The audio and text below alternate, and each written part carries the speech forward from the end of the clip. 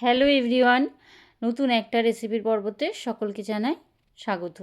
এখন যেহেতু গরম পড়েছে, গরম পড়ার সাথে সাথে সবারই একটু হালকা খাবার খেতে সবাই ভালোবাসে। গরমে একটু বেশি মশলাযুক্ত খাবার কিন্তু ভালো লাগে না। তো আজকে নিয়ে আসলাম একদম সিম্পল একটা রেসিপি, সজনে ডাঁটার রেসিপি আজকে বানিয়ে দেখাবো আপনাদেরকে। এর জন্য মাঝারি সাইজের আলু এখানে লম্বা করে কেটে নিয়েছি। এখানে 200 গ্রাম ডাঁটা আমি কেটে নিয়েছি লম্বা করে, একটু ডাঁটাগুলো একটু খোসা ছাড়িয়ে নিয়ে তার সাথে নিয়ে নিয়েছি এখানে করলা, একটা ছোট্ট সাইজের একটা করলা নিয়েছি। করলাটা এইভাবে কিন্তু পাতলা পাতলা করে কেটে নিয়েছি। একদম সিম্পল রেসিপি, কিন্তু খেতে লাগবে অসাধারণ। এবারে দেখুন, একটুখানি লবণ এখানে অ্যাড করে দিলাম এই করলাতে কেন অ্যাড করে দিলাম, তাহলে এই করলার ভেতরে এই তেঁতুল ভাবটা একটু কেটে যাবে, তার জন্য এইভাবে কিন্তু করলা অবশ্যই কিন্তু মাখিয়ে নেবেন। আমি এখানে মটর ডাল ভিজিয়ে রেখে দিলাম, 3 থেকে 4 ঘন্টা মটর ডালটাকে ভিজিয়ে রেখেছিলাম। এখানে চাইলে আপনারা গরম জলেও ডালটাকে একটু ভিজিয়ে রাখবেন। এটাকে কিন্তু আমি একটু বেটে নেব। এবার একটা মশলা পেস্ট বানাবো আমি রেসিপিটার জন্য, মানে মশলা বেটে নেব। নিয়ে নিয়েছি সাদা কালো সর্ষে, একটু আদা, তার সাথে নিয়ে নেব একটু ঝালের জন্য দুটো কাঁচা লঙ্কা। খুব বেশি ঝাল কিন্তু রেসিপিটা বানাবো না। হাফ চামচের মতো এখানে কালো জিরে নিয়েছি। এবার এটাকে বেটে নেব একটু জল দিয়ে। আর এবারে দেখুন, একটা জায়গায় আমি জল বসিয়ে দিয়েছি গ্যাস জেলে। তারপরে আমি পাত্রতে জল দিয়ে এখানে পরিমাণ মতো জলটা দিতে হবে। এখানে ডাঁটা আর আলুটা আমি সেদ্ধ করে নেবো একটু। এখানে 5 মিনিট এটাকে কিন্তু একটু ফুটিয়ে নেবো, মানে এটা 50% কিন্তু সেদ্ধ করে নেবো এই আলু আর ডাঁটাটাকে। এইভাবে দিয়ে আমি কিন্তু ডাঁটাটা আর আলুটা একটু ফুটিয়ে নিচ্ছি। আর এখান দিয়ে কিন্তু ডালটাও কিন্তু আমি বেটে নিয়েছি। ডালটা কিন্তু একটু বেটে নিতে হবে, একদমই কিন্তু কম জল দিয়ে। এখানে কিন্তু উচ্ছেটা আমি এবারে হাত দিয়ে একটু মেখে নেবো, মানে চটকে নিচ্ছি। নিয়ে নেওয়ার পর এটাকে কিন্তু একটু হাত দিয়ে চিপে নিলে এই যে উচ্ছের যেই মানে করলার যেই তেতো ভাবটা থাকে, সেই তেতোর যেই জলটা সেটা কিন্তু বেরিয়ে যাবে। দেখুন এরকম করে অল্প পরিমাণে নিয়েছি, খুব বেশি পরিমাণে কিন্তু আবার নেবেন না, তাহলে কিন্তু খুব তেতো হয়ে যাবে। তাই পরিমাণ মতো কিন্তু এই জিনিসটা একদম নিতে হবে। করলাটা কিন্তু কম পরিমাণে নেবেন। এবার এই মটর ডালটা যেটা আমি বেটে রেখেছি, একটু জল কম দিয়ে সেখানে দিয়ে দিলাম অল্প পরিমাণে লবণ, অল্প একটু হলুদ গুঁড়ো দিয়ে দিয়েছি। তারপরে করলাটা আমি যেটা চিপে নিয়েছিলাম সেটাই কিন্তু এখানে দিয়ে দিলাম। দিয়ে দেওয়ার পর এই করলার সমেত ডালটাকে ভালো করে কিন্তু মিশিয়ে মাখিয়ে নেবো। আর বড়াগুলো কীরকম দেবো, হাতের সাহায্যেও কিন্তু আপনাদেরকে একটু দেখিয়ে দেবো। একটু চ্যাপটা চ্যাপটা করে বড়াগুলো দিতে হবে, কারণ ভেতরে যেহেতু করলা আছে, তাহলে কিন্তু এই করলাটা ভেতরে যেন ভাজা হয়ে যায় সেটা কিন্তু অবশ্যই খেয়াল করবেন। এইরকম কিন্তু চ্যাপটা চ্যাপটা করে দিতে হবে। ডাঁটা আর আলুটা আমার কিন্তু এই 50% আমার সেদ্ধ হয়ে গেছে। এবার গ্যাসটাকে আমি অফ করে দিয়ে এই ডাঁটা আর আলুটাকে একটু ছেঁকে নেব। আর জলটা কিন্তু আমি রেসিপিতে ব্যবহার করে নেব। এই গরম জলটা রেসিপিটা দিলে ডাঁটার যেই গুণাগুণ থাকবে সেগুলো কিন্তু বেরিয়ে যাবে না, সেগুলো কিন্তু রেসিপিতে চলেই যাবে। তারপরে এবার একটা কড়া বসিয়ে দিয়ে পরিমাণ মতো এখানে তেল দিয়ে দিচ্ছি। সাদা তেলের রেসিপিটা আমি বানাবো, তাই এখানে আমি সাদা তেল দিচ্ছি। আপনারা চাইলে এখানে সরষের তেলেও রেসিপিটা বানাতে পারেন। তো আমি এখানে সাদা তেলেই রেসিপিটা বানাচ্ছি।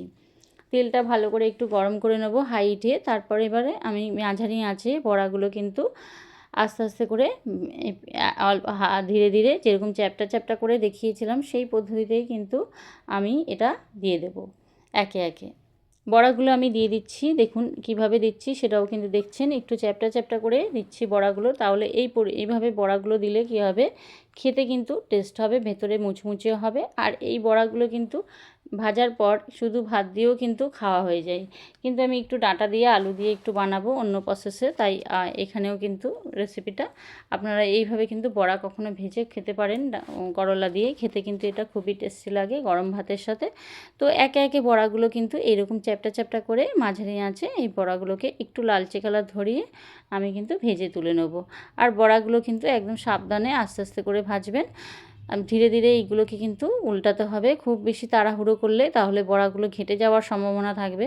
ধীরে ধীরে কিন্তু আপনা থেকে এগুলো উঠে যাবে। যেগুলো আপনা থেকে উঠবে সেগুলো কিন্তু আস্তে করে খুন্তির সাহায্যে উল্টে দিয়ে একটু খুন্তির সাহায্যে চেপে দেবেন, দেখবেন আরও সুন্দরভাবে এটা চ্যাপটা চ্যাপটা হয়ে যাবে।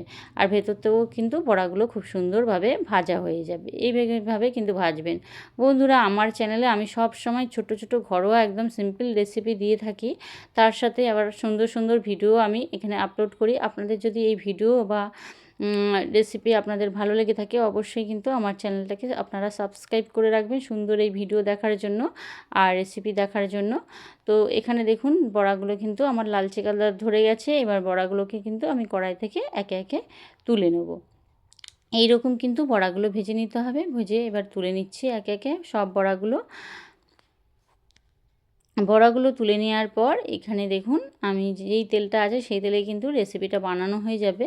একটু কালো জিরে অল্প করে হাফ চামচের থেকেও কম আমি এখানে দিয়ে দিলাম। তারপরে ডাঁটার আলু সেদ্ধ ডাঁটার আলুটা পুরোটাই আমি এখানে অ্যাড করে দিলাম। দিয়ে এই ডাঁটা আলুটা একটু হালকাভাবে নাড়িয়ে চাড়িয়ে নেব। মাঝারি আঁচে এটাকে কিন্তু আমি রেসিপিটা বানাচ্ছি। এবার একটু ভালোভাবে একটু নাড়িয়ে নেওয়ার পর আমি এখানে দিয়ে দেবো পরিমাণ মতো লবণ এখানে অ্যাড করলাম। তার সাথে এখানে দিয়ে দেবো হলুদ গুঁড়ো আর লবণটা দিয়ে দেওয়ার পর এটাকে কিন্তু একটু নাড়িয়ে চাড়িয়ে নেব কিছুক্ষণ। খুব বেশি ডাঁটাগুলো কিন্তু লালচে কালার ধরিয়ে ভাজবো না, একটু হালকা করে কিন্তু এইভাবে কিন্তু ভেজে নিতে হবে, ভাজতে হবে একটু নাড়াচাড়া করে। আমার মনে হলো একটু হলুদের পরিমাণটা কম হয়েছিল, তারপর আমি আবারও একটু হলুদ গুঁড়ো দিলাম। দিয়ে দেওয়ার পর এখানে আমি তারপরে নাড়াচাড়া করে নেওয়ার পর আমি এখানে যেই মশলাটা তৈরি করেছিলাম একটা, সেই যে সর্ষে আর কালো জিরে তার সাথে কাঁচা লঙ্কা আদা সেই পেস্টটাই কিন্তু এখানে দিয়ে দেবো। মিনিট 2 এটাকে কিন্তু নাড়াচাড়া করব। খুব বেশি কিন্তু এই মশলাটাকে কষাবো না, তাহলে যেই কালো জিরে আর সর্ষের যে গন্ধটা আছে সেটা কিন্তু বেরিয়ে যাবে। তাই অল্প করেই মশলাটা কষাবো, খুব বেশিক্ষণ কিন্তু মশলাটাকে কষাবেন না। 2 থেকে 3 মিনিট এইভাবে কিন্তু একটু নাড়াচাড়া করে নেবো। করিয়ে নেওয়ার পরে যে ডাঁটা আলুর যে সেদ্ধ যে জলটা থাকবে সেই জলটাই কিন্তু এখানে দিয়ে দিতে হবে। পুরো জলটাই কিন্তু আমি এখানে দিয়ে দিলাম। যদি মনে হয় জলের পরিমাণ কম আছে তাহলে কিন্তু জলটা একটু গরম করে তাহলে দিয়ে দেবেন, কারণ এখানে জল কিন্তু লাগবে, কারণ বড়াগুলো কিন্তু ঝোলে ফুটবে। তাই পর্যাপ্ত পরিমাণে জল কিন্তু এখানে দেবেন, না হলে কিন্তু বড়াগুলো ভেতরে জল না ঢুকলে বড়াগুলো ফুলবেও না আর খেতেও ভালো লাগবে না। তো এটা এবার একটু ঢাকনা চাপা দিয়ে দেবো। ঢাকনা চাপা দিয়ে এটাকে মিনিট 5 একটু ফুটিয়ে নেব। মিনিট 5 ফুটিয়ে নেওয়ার পর ঢাকনাটা খুলে নিয়ে আমি আলু আর একটু দেখে নেব আলুটা কীভাবে একটু সেদ্ধ হয়েছে নাকি। আলুটা দেখব আমি একদমই সেদ্ধ হয়ে গেছে। এবারে কী করব, আমি যে বড়াটা ভেজে রেখেছিলাম সেটাই কিন্তু একে একে দিয়ে দেবো। তাই জলটা বন্ধুরা এখানে কিন্তু অবশ্যই রাখবেন, না হলে কিন্তু জলটা একদম শুকিয়ে কম হয়ে যাবে। তো এখানে দেখুন বড়াগুলোকে এবার আমি দিয়ে দিলাম একে একে, দিয়ে এটাকে একটু ফুটিয়ে নেব। ব্যাস কিছুই আর লাগবে না। রেসিপিটা এইভাবে কিন্তু আপনারা পরিবেশন করতে পারেন গরম ভাতের সাথে। এটা খেতে এই গরমে কিন্তু খুবই ভালো লাগবে। একদম সহজ সিম্পল একটা রেসিপি। তো আমার রেসিপিটা পুরো রেডি হয়ে গেল। রেসিপির কোনো অংশ যদি আপনাদের ভালো লেগে থাকে অবশ্যই কিন্তু মতামত জানাতে কিন্তু ভুলবেন না কেমন লাগলো আজকে এই বড়া ডাঁটার ঝোলের এই রেসিপিটা হালকা পাতলা। ভালো লাগলে চ্যানেলটাকে অবশ্যই কিন্তু সাবস্ক্রাইব করবেন আর কমেন্টে কিন্তু অবশ্যই কিন্তু জানাবেন আপনাদের মতামত। আজকের এই সুন্দর ডাঁটা বড়ার ঝোলটা আপনাদের কেমন লাগলো। এতক্ষণ ধরে ভিডিও দেখার জন্য আপনাদেরকে অসংখ্য ধন্যবাদ। সবাই ভালো থাকবেন, সুস্থ থাকবেন। দেখা হচ্ছে পরের কোনো রেসিপি বা ভিডিওর এপিসোডে। তো টাটা সবাইকে।